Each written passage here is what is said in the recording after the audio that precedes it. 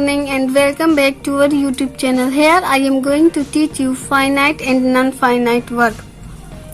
Dear students, finite verb वह होता है जो सब्जेक्ट के नंबर और पर्सन के अनुसार प्रयोग होता है और टेंस के नियमों के अकॉर्डिंग प्रभावित होता है, उससे हम फाइनाइट वर्ब कहते हैं. A finite verb changes of the subject. For example, he reads a book. Here this verb reads is called finite verb because here verb change according to the subject. At the same way, I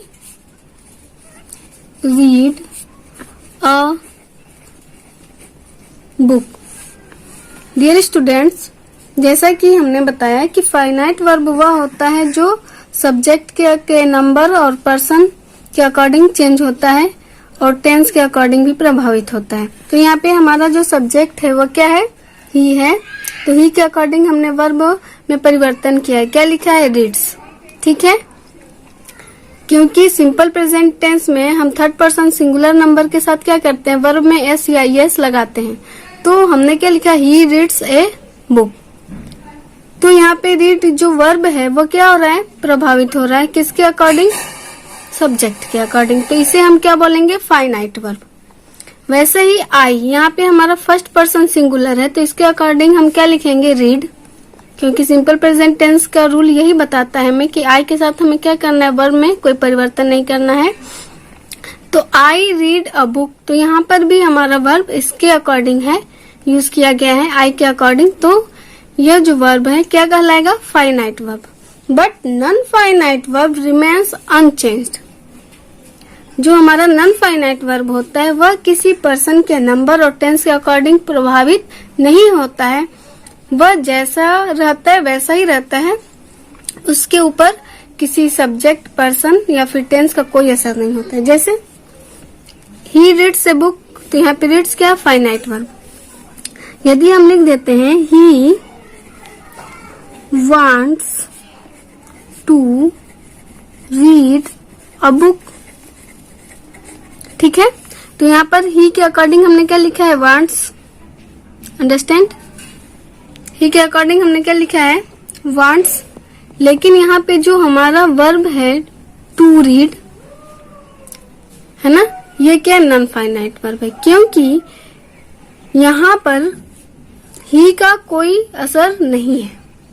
इस verb पे ही का या फिर tense का कोई प्रभाव नहीं पड़ रहा है. तो ये हमारा कौन सा वर्ब कहलाएगा? Non finite verb. ही के साथ हमने यहाँ पे चेंज किया. वह किताब पढ़ना चाहता है. तो यहाँ पे ही वांट्स, तो ये वर्ब जो है चेंज हुआ है, प्रभावित हुआ है सब्जेक्ट के अकॉर्डिंग. तो हम इसे क्या कहेंगे? Finite verb. लेकिन टू रीड जो है वह नॉन फाइनाइट वर्ब है. हिंदी में इसका अर्थ निकलता है ना, ने, नी से, और यह नाउन का रूप ले लेता है. ठीक है, और इसमें कोई परिवर्तन नहीं होता है तो वह हमारा नॉन फाइनाइट वर्ब कहलाता है. ठीक है, अब इसी सेंटेंस में हम सिर्फ सब्जेक्ट को चेंज करते हैं. ठीक है, यहाँ पे हमने क्या लिखा है? थर्ड पर्सन सिंगुलर नंबर, इसके अकॉर्डिंग हमने वांट्स लिया है.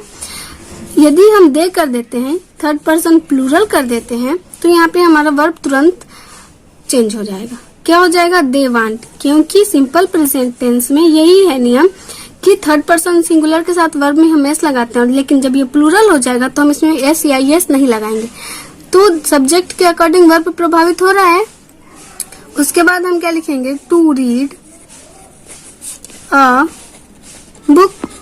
तो यहाँ पे जो हमारा वर्ब है टू रीड, इसके ऊपर दे का कोई प्रभाव नहीं पड़ रहा है.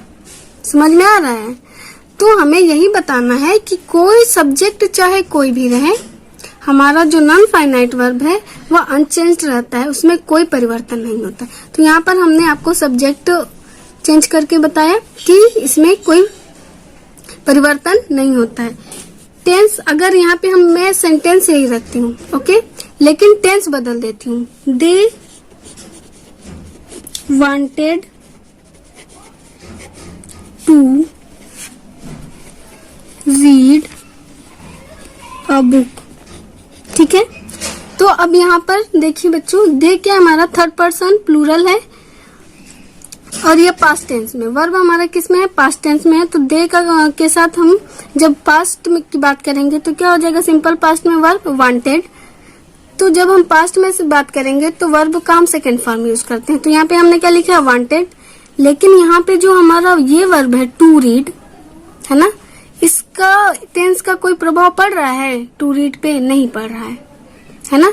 ना तो सब्जेक्ट का कोई प्रभाव पड़ रहा है टू रीड पर और ना तो टेंस का कोई प्रभाव पड़ रहा है। तो ये जो हमारा टू रीड है ये अनचेंज्ड है। हमें यही बताना है कि जो नॉन फाइनाइट वर्ब रहता है वह अपना स्थान रखता है, वह किसी सब्जेक्ट के नंबर, पर्सन या फिर टेंस के अकॉर्डिंग बिल्कुल भी प्रभावित नहीं होता है।